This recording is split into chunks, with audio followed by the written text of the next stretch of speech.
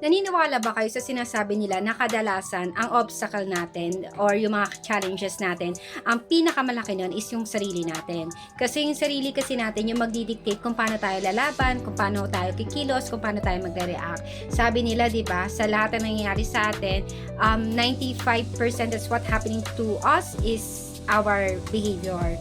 So, yung 5% lang talaga yung outside forces. So, naniniwala kaya tayo at naniniwala kaya ikaw or ako kung kumbaga talagang tayo lang talaga yung kalaban, sarili lang talaga natin mga kalaban natin sa mga bagay-bagay na nangyayari sa atin.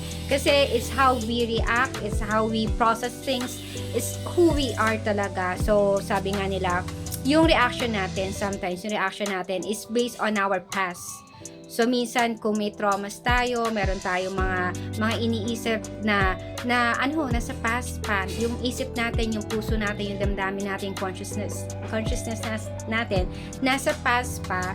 So minsan pag nagre-react na tayo is not because of that person, not because of that situation, it's because of what happened to us in the past.